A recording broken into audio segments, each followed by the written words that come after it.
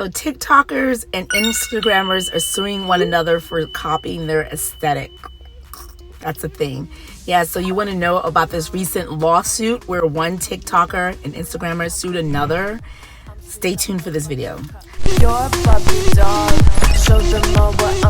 Hi, this is Jay Jagat. If you're new here, I call myself the content creator attorney. I help fellow content creators decode the laws related to creator economy. So if you're interested in that sort of stuff, I want to invite you to subscribe, hit the notification bell, tell your fellow content creator friends. Now, anyway, so I'm going to tell you about this case, and then I'm going to say why and how I think the judge the rules and why I think this case has wide implications possibly on the creator and influencer industry, like potentially, like if the judge rules or keeps this case. So if you're interested in my thoughts on that, watch till the end. Recap.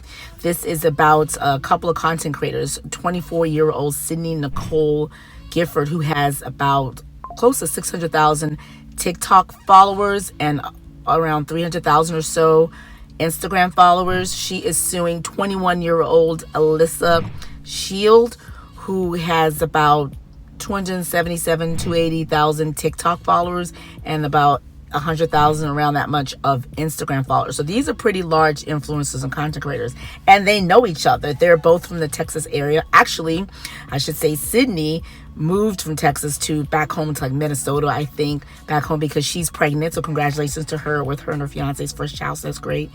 Nonetheless, when they were back in Texas and together in 2022, they were going to collab. You know, that's the thing. You're supposed to collab, but it fell through. It didn't work out. Shortly thereafter, according to Sydney's lawsuit, Alyssa blocked her.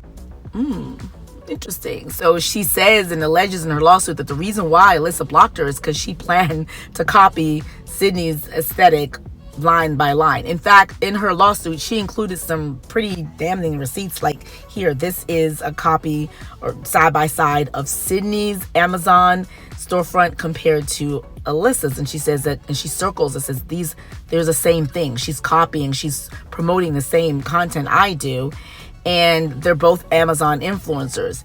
And she has some other compelling receipts where, you know, she'd go to an event and Alyssa would go after and shoot almost exact same shot.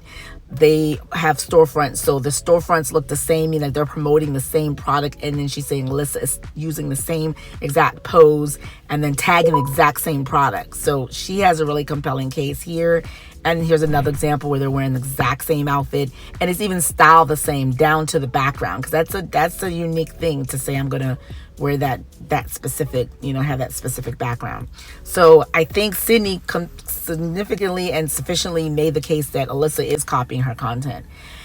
However, I actually, and this is where it comes in, I kind of agree with Sydney and Sydney's attorney in saying that, one, a vibe, an aesthetic, a feel, you can't really copy that, because besides the fact that the social media, the influencer space, all this stuff is relatively new and developing, a big aspect about our industry is about replicating and using templates and trends.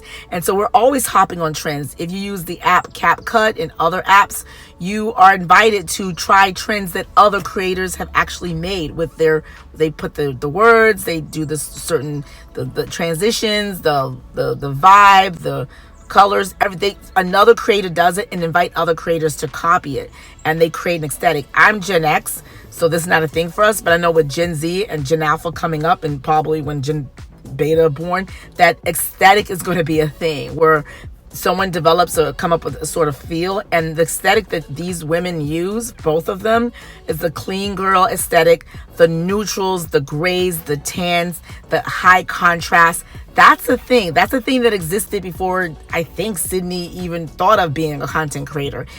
I know the internet is new. However, the concept of these neutral things, and it's existed for a long time. And you can actually purchase presets of the aesthetic that Sydney has. So to stake claim in something that existed before she even started doing this is wild, in my opinion. So that's why I'm just like, you really can't copyright an aesthetic. And what she's suing for, by the way, is asking for $30,000 to $150,000 for mental anguish. I'm not quite sure where that's coming from, and intellectual copyright theft and violation of the Digital Millennium Copyright Act. So, which is weird. I haven't looked at the actual lawsuit because that's something you normally would claim against the platform for not, removing content that's your own. It's a safe harbor, meaning like the platforms will not be liable when someone uses someone else's intellectual property, so long as they're made aware and given the opportunity to remove that content. And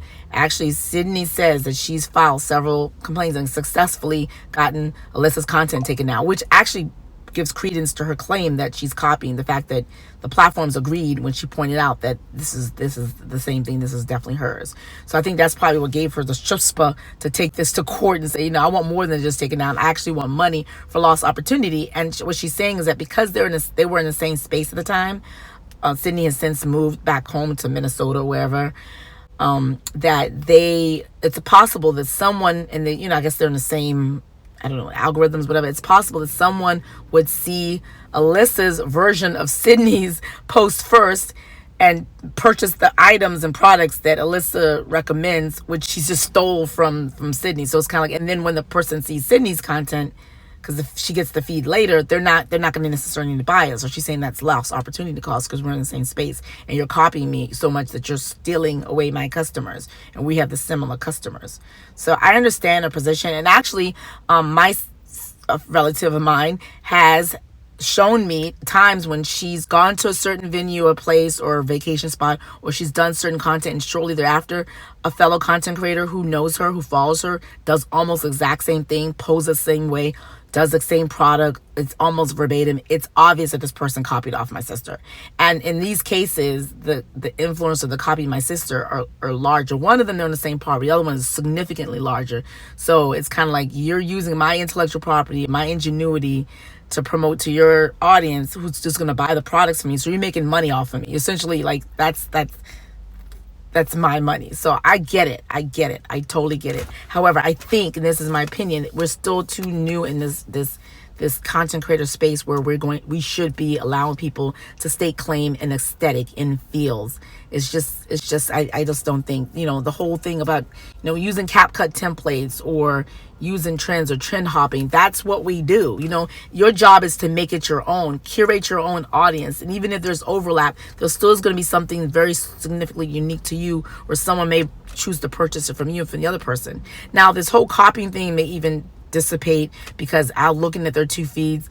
It looks like Alyssa's gone another route, and then Sydney being pregnant, she has a lot of shots related to mommydom and pregnancy and all this sort of stuff like that. She's going to another space anyway in her life, so they may diverge. But I'm hoping to God that this case gets dismissed. Sydney's attorneys asked for the case to be dismissed, if in minimum, because I don't know if DMCA gives you right to sue other creator. That's usually suing the platform. I don't know. I haven't looked into it much. If you want me to, check it out. Anyway, so that's where we have. It's interesting. Let me know your comments. Have that ever happened to you when someone stole or copied your content so much so that it's yours? And what have you done? Have you issued a cease and desist? And if you haven't, because Sydney says she successfully had cease and desist letters against Alyssa, which gives her credence to her claim that it was copied, the fact that she's sending her these letters. So if you would like a cease and desist letter, I actually sell them for $1, and that's custom drafted by an attorney. It's better than something you get from ChatGPT. You can customize it for your own self, and it's only $1. And I also have a package of services and a legal package of legal documents that any creator would need that you can have for a reasonable price. When you have an emergency, you'll be ready, so you don't have to get ready. And that's my motto. And if you would like to know how to take down content, watch my video. I'm going to put a link down below where I talk about how to take down content from various different platforms, like what Sydney did. So you have options, available to you. You don't necessarily need to sue. Just, eventually things will work itself out. I've been accused of copying, and I'm just like, get out of here. I've known this stuff before. It's not credible. It's really hard to prove that. And I wasn't copying in my case. Anyway, all right. Tell your fellow friends, content creators about this channel, about this video, share it, and then watch my playlist, because I have other content like this where I talk about like legal dispute and spats involving creator. It's juicy stuff. You want to binge that next.